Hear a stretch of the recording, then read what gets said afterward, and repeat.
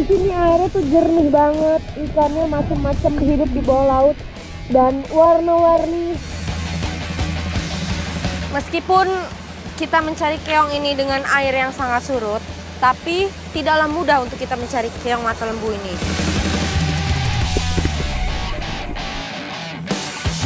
Nah, ini dia tangkapan kita hari ini. Lumayan banyak tuh, ada lobster banyak di situ.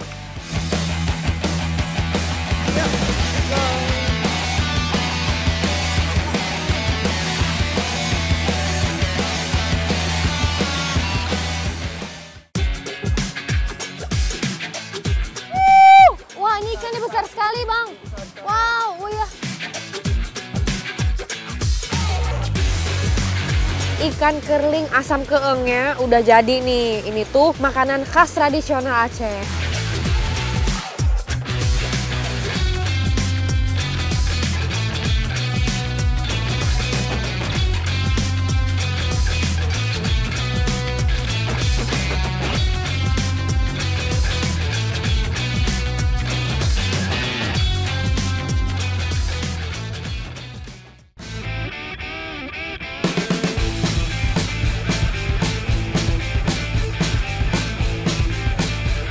Kabut tebal mulai turun ketika saya menembus belantara hutan di Pulau Weh. Memiliki luas 120 km persegi, Pulau Weh atau lebih tenar dengan nama daerah Sabang, memiliki belantara hutan hujan tropis yang masih terjaga. Sekarang saya bersama teman-teman mau menelusuri area jalanan di sekitaran Pulau Sabang yang nantinya titik terakhir kami akan berhenti di titik 0 km.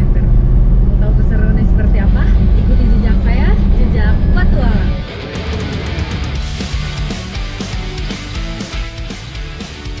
Titik 0 km wilayah barat yang ikonik menjadi start awal petualangan saya akhir pekan ini. Monumen yang dibangun pada 1997 ini menjadi penanda ujung paling barat Indonesia.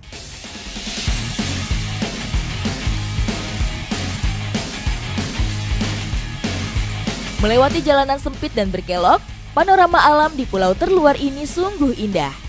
Gunung di satu sisi dan laut di sisi lainnya menciptakan harmoni yang sempurna.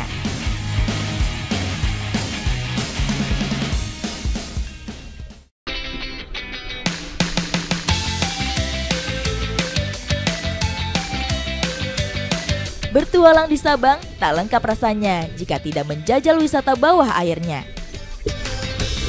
Snorkeling di bawah Rubia menjadi salah satu pilihan terbaik.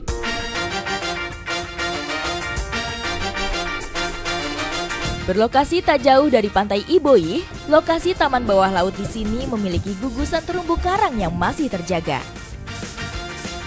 Selain hutan hujan tropis dan gugusan mangrove, terumbu karang juga menjadi filter penghasil oksigen dari wilayah perairan. Di sini airnya tuh jernih banget, ikannya macam-macam hidup di bawah laut dan warna-warni. Memiliki kedalaman 3-10 meter, ekosistem bawah laut Pulau Rubia sangat beragam. Bak akuarium alam, berbagai jenis ikan hias cantik berkumpul di sini. Mulai dari ikan Nemo, ikan kepe-kepe, ikan botana biru, hingga angelfish menghiasi panorama bawah laut pulau ini. Tak heran jika Pulau Rubia diberi predikat sebagai salah satu surganya alam bawah laut di wilayah barat Nusantara.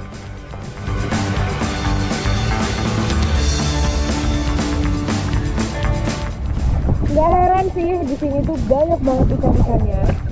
Karena daerah di sini merupakan wilayah konservasi sehingga alamnya masih terjaga.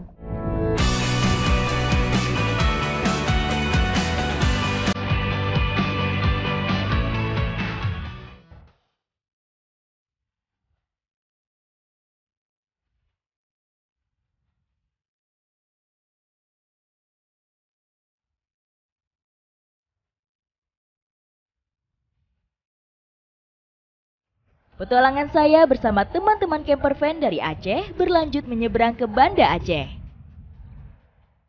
Pantai Layen di Kecamatan Lepeng, Kabupaten Aceh Besar menjadi destinasi kami selanjutnya.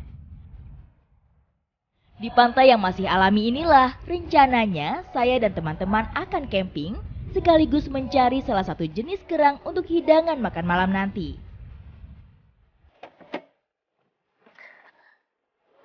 Akhirnya saya sudah sampai di Pantai Layan.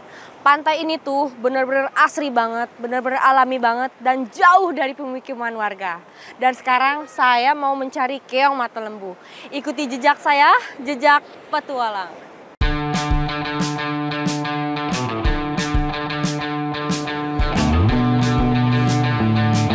Bentang alam Tanah Rencong seperti tak ada habisnya memberi kejutan. Setiap jengkalnya memberikan panorama berbeda yang memanjakan mata serta membuat saya betah menikmatinya. Nggak apa-apa. Bersama warga lokal, saya pun mulai mencari keong yang oleh masyarakat setempat disebut mata lemo atau populer dengan sebutan mata lembu. Nah, ini dia nih cara untuk dapetin keong mata lembu ini. Ada tekniknya. Tekniknya itu pakai kayu. Dicolok begini, kalau dia dirasa dia gerak, itu artinya ada keongnya itu. Nah, ini ada lagi nih, di sini satu nih. Nah, saya dapat dua nih ya. Kurang lebih seperti itu caranya.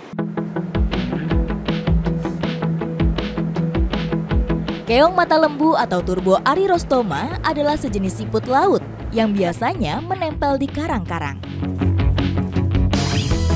Biasanya orang-orang di sini mencari keong mata lembu di saat air sedang surut.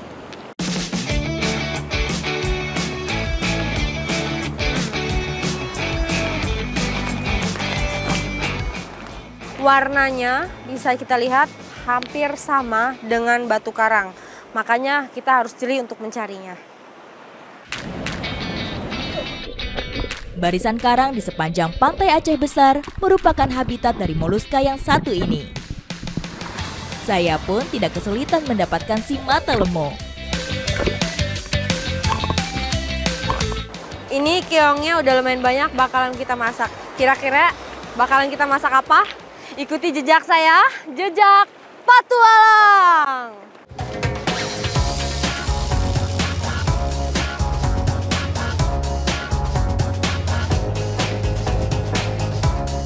Siput laut ini rencananya akan saya olah menjadi pepes keong mata lembu. Keong harus direbus terlebih dahulu selama beberapa jam supaya dagingnya lembut. Sekaligus menjadi cara termudah untuk mengeluarkan daging kerang dari cangkangnya.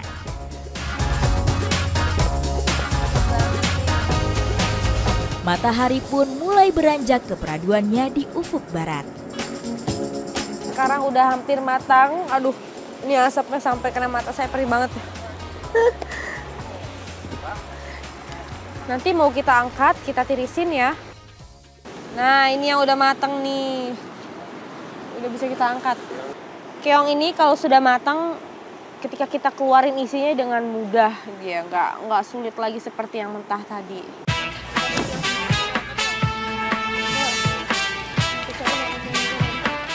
Meski sudah matang, keong mata lembu tidak bisa langsung dimakan.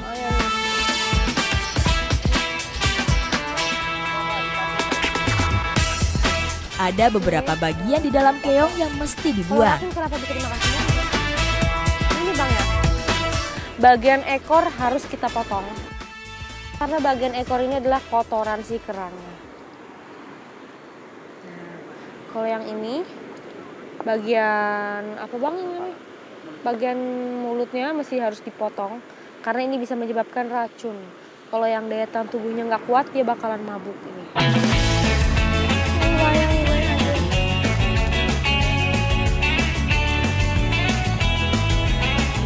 Ya, itu untuk ini ya. Ya.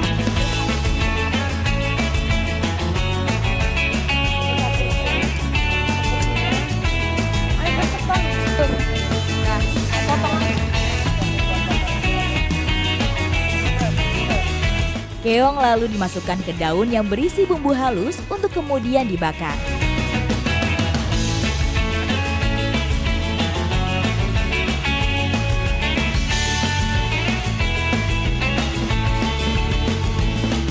Pepes kerang mata lembunya udah jadi. Nah, sekarang bakalan kita santap sama-sama ini.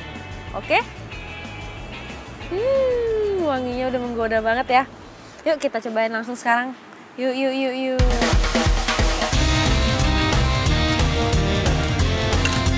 Kenyal dan gurihnya keong mata lembu menjadi makan malam yang sempurna sebagai pengantar istirahat.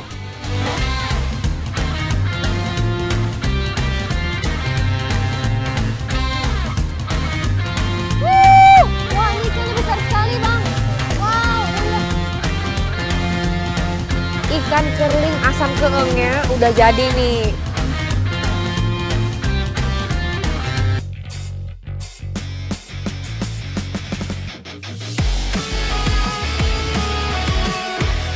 Petualangan saya di Tanah Rencong masih berlanjut. Dari Takengon, kami menempuh perjalanan lebih dari 200 km menuju Kecamatan Tangse di Kabupaten Pidijaya. Jalur yang berselimut kabut membuat perjalanan jauh ini rela saya tempuh demi mengikuti salah satu kegiatan memancing ikan kerling yang unik. Kelapa sawit menjadi umpan utama untuk mendapatkan ikan kerling dari Sungai Gempang. Nih saya lagi kupasin buah sawitnya yang nantinya akan dibakar untuk dijadikan umpan pancing.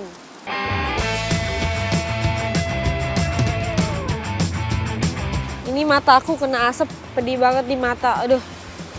Tapi nggak apa. Nah, ini dia buah sawit yang udah kita bakar tadi. Tapi kalau begini aja tuh belum bisa dijadikan umpan. Harus kita belah bagi dua, oke? Aroma buah kelapa sawit yang terbakar mirip dengan aroma singkong. Aroma inilah yang disukai oleh ikan kerling. Ini bagian tengahnya yang disukain ikan. Itu bijinya ya, biji sawit. Biji sawit, Pak ya. Tuh, ini dia, seperti ini.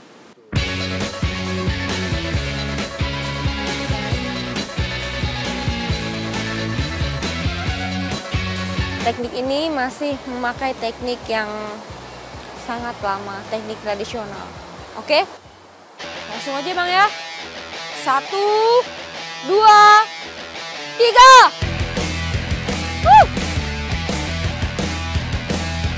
Waktu terbaik untuk memancing ikan kerling adalah di musim kemarau.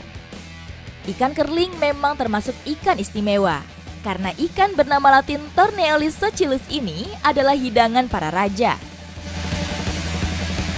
Saat ini pun, ikan yang di Jawa Barat disebut ikan kancera atau dewa ini masih berharga sangat mahal. Bisa mencapai ratusan ribu rupiah per kilogram. Setelah umpannya tadi kita lempar ke sungai, sekarang pancingnya kita bakalan taruh di bagian batu-batuan. Oke.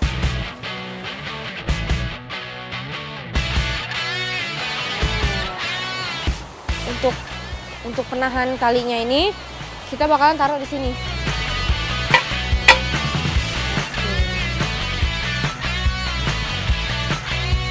Alat pancing tradisional ini disebut kambam.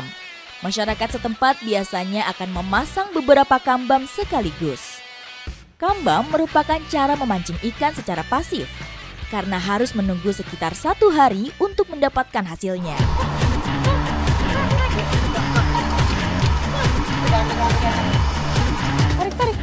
Tarik bang. Terus. Tarik bang. Wah, ini ikannya besar sekali bang. Wow. Ya, ini dia ikannya. Mantap. Lumayan nih. Nah, ini dia ya. Mantap. Saya baru pertama kali ini nih dapat ikan sebesar ini nih. Tuh, lumayan ini panjang. Ini ya, Kak. Oke.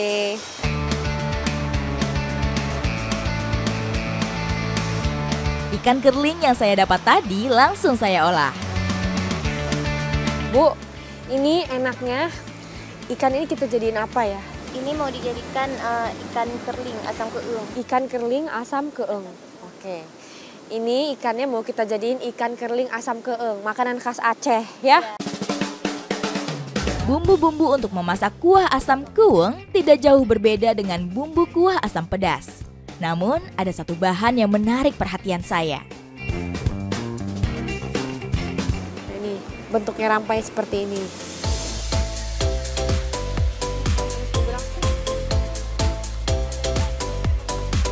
Setelah semua bumbu selesai diulek, tinggal masukkan ke dalam kuah bersama ikannya.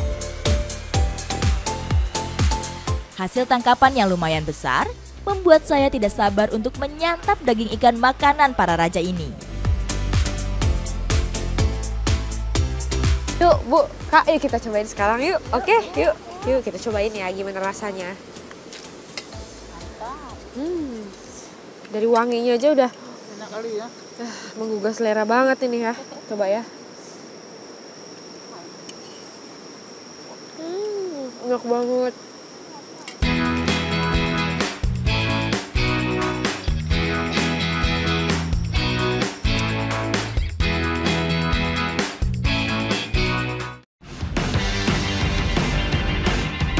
Sudah bukan rahasia lagi jika tanah Rencong menyimpan sejuta pesona. Daya tarik Danau Lutawar yang teramat istimewa sulit sekali untuk saya tolak menjadi salah satu tujuan petualangan kali ini. Dari Aceh Besar, perjalanan campervan saya lanjutkan menuju ke pusaka Tanah Gayo ini. Bersama warga desa Toweren, kecamatan Lutawar, saya akan menjaring lobster air tawar penghuni perairan danau tektonik ini. Nah, sekarang saya dan bapak-bapak nih sudah siap untuk mencari lobster air tawar. Oke, ikuti jejak saya, jejak petualang.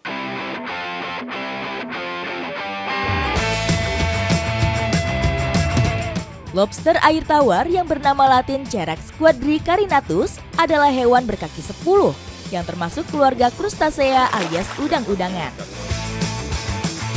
Lobster air tawar atau masyarakat lokal menyebutnya serak merupakan komoditas penting di Danau Lutawar.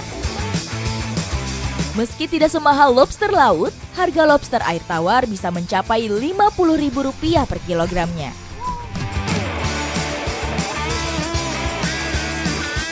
Nah, ini dia tangkapan kita hari ini. Lumayan banyak tuh, ada lobster banyak di situ. Nih, dan ini salah satunya tuh, masih seger. Pak, kira-kira ini bakal kita jadiin apa nih lobster ini, Pak, enaknya? Bisa di sop, bisa digoreng, terserah sama selera Anda lah. Selera ya? Ya, Pak, enaknya dibakar, dipanggang nih lebih enak nih kayaknya nih ya. bisa. Yuk Pak, kita bawa lobster-lobster ini ke darat. Oke? Yuk, let's go.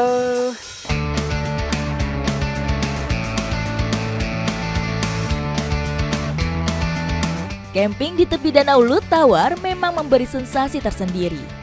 Udara sejuk khas dataran tinggi serta pemandangan wilayah perairan Danau Lutawar menjadi harga yang pantas kami dapatkan. Apalagi kalau sarapan paginya dengan lobster panggang hasil sendiri.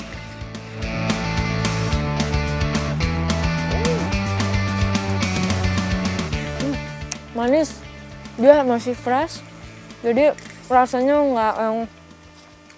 nggak yang bau amis gitu, tapi gurih. Ini dari bumbunya nih gurih sekali. Enak kan Teh? Iya. Enak Om? Enak.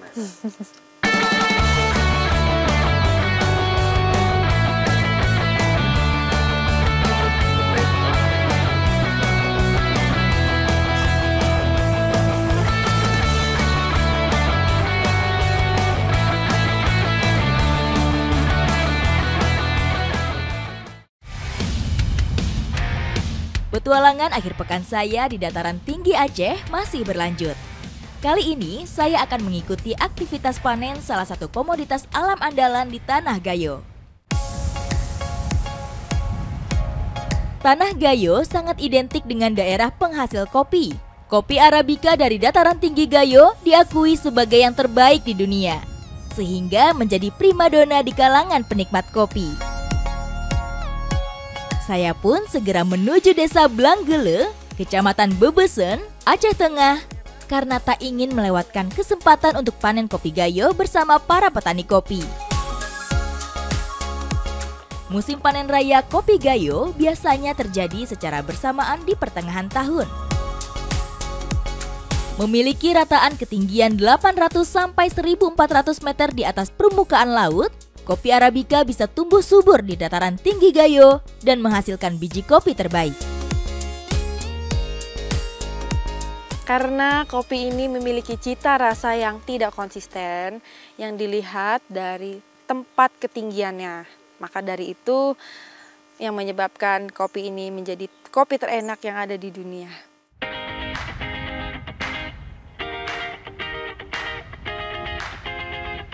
Jika dilihat dari ketinggian, perkebunan kopi di Desa Blanggele seperti permadani hijau yang membentang. Kopi Gayo merupakan sumber perekonomian utama masyarakat Aceh Tengah. Terbukti dari luasan areal perkebunan kopi yang mencapai 81.000 hektar. Menjadi salah satu perkebunan dan penghasil kopi Arabica terbesar di benua Asia.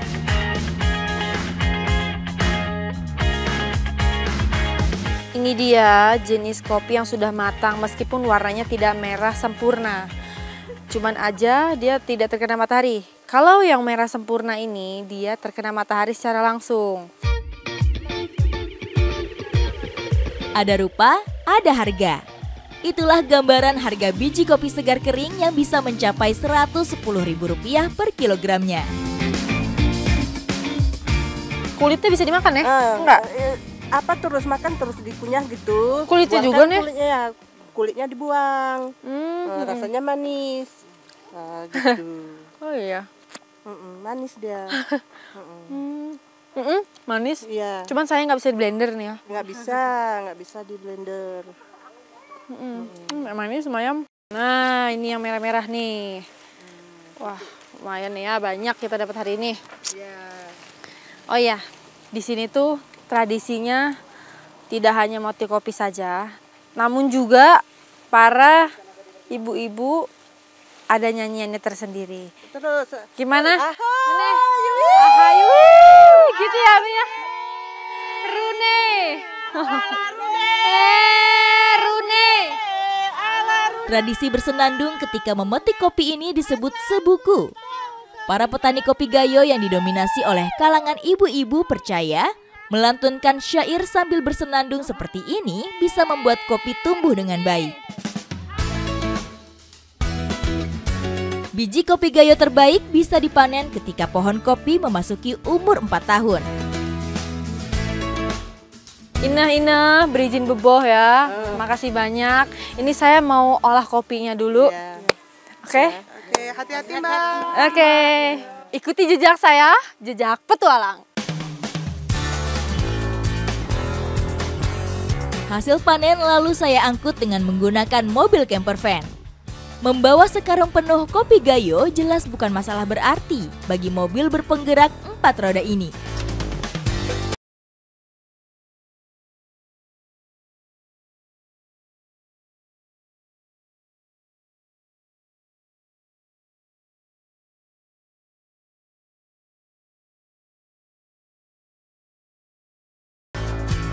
Kopi Gayo ini benar-benar diperhatikan, mulai dari proses tanam hingga proses panen. Jadi sekarang kopinya bakalan kita valver atau digiling. Yuk, bisa kita giling sekarang yuk.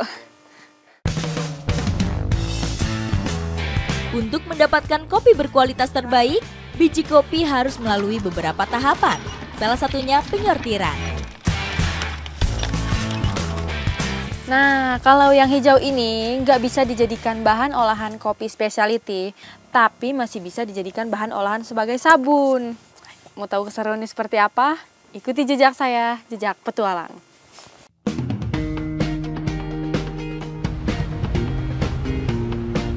Di tangan masyarakat Takengon, Aceh Tengah, kopi bukan hanya bisa sekedar diminum. Dengan bahan-bahan yang terbilang sederhana, kopi ternyata bisa diolah menjadi sabun. Sebuah inovasi untuk memanfaatkan kopi selain sebagai minuman saja. Ini adalah proses pembuatan sabun. Ternyata bahan-bahannya itu simple banget loh. Yuk, kita langsung aja yuk, Bu. Yuk. Menggunakan bahan-bahan seperti soda kaustik, minyak sawit, minyak kelapa, serta fragrance atau penguat aroma, bubuk kopi ini bisa disulap menjadi sabun batang. Prosesnya pun terbilang simpel. Minyak kelapa dan minyak sawit dicampur. Tambahkan bubuk kopi dengan penguat aroma. Aduk sampai rata. kemudian tuang larutan soda kaustik. Masukkan ke dalam cetakan, lalu diamkan selama 24 jam. Aduh, enak banget nih. Dari sini udah kecium banget wanginya nih ya Bu ya. Rasanya pengen saya minum. Tapi sayangnya ini sabun. Setelah mengeras, sabun masih harus melalui proses saponifikasi, yakni proses hidrolis asam lemak. Proses ini memakan waktu sampai 10 hari, barulah setelah itu sabun kopi ini bisa digunakan. Kopi ini banyak banget manfaatnya loh. Salah satunya produk cantikan itu bisa menghaluskan kulit, meratakan warna di kulit, dan menghaluskan tekstur kulit. Mau tahu keseruan petualangan saya selanjutnya seperti apa? Ikuti jejak saya, jejak petualang!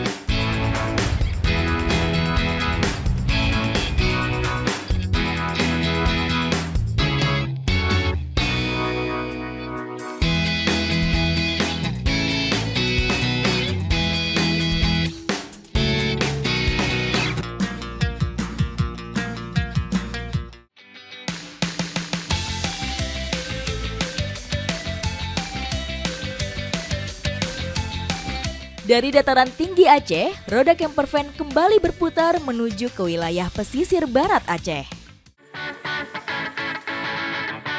Petualangan saya masih berlanjut, tepatnya di Desa Lemsania, Kecamatan Lepung.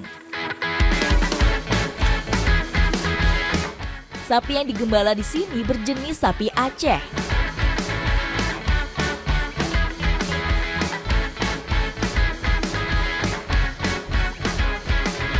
Sapi Aceh mempunyai ciri khas tanduknya yang terbilang kecil.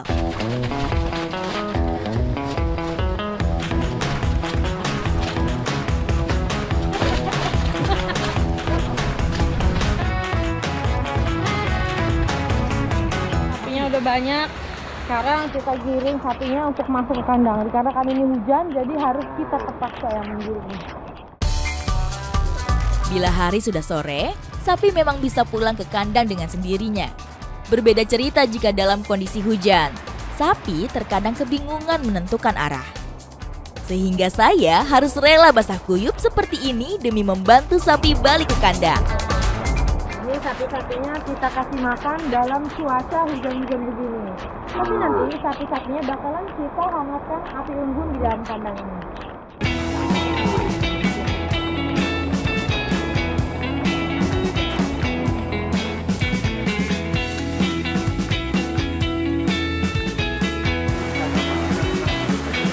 Habis kita kasih makan sapi di dalam, kita bakalan lanjut bakar api unggun supaya sapi-sapinya hangat. Sama seperti manusia, sapi juga bisa mengalami pneumonia alias radang paru-paru. Adanya perapian yang membuat suhu hangat bisa mengurangi resiko sapi terserang penyakit tersebut. Api unggun ini sangatlah unik karena dia menggunakan kotoran dari sapi. Nah, kotoran sapi ini bisa menghasilkan bau. Baunya bisa mengusir berbagai macam serangga. Apinya nggak melekat, kotoran. Jadi kalau beda pakai kotoran. Kotoran sapi yang udah dibakar ini selain bisa mengusir berbagai macam serangga, dia bisa meredam api sehingga tidak mudah terjadinya kebakaran. Ayo Pak, lanjut lagi Pak.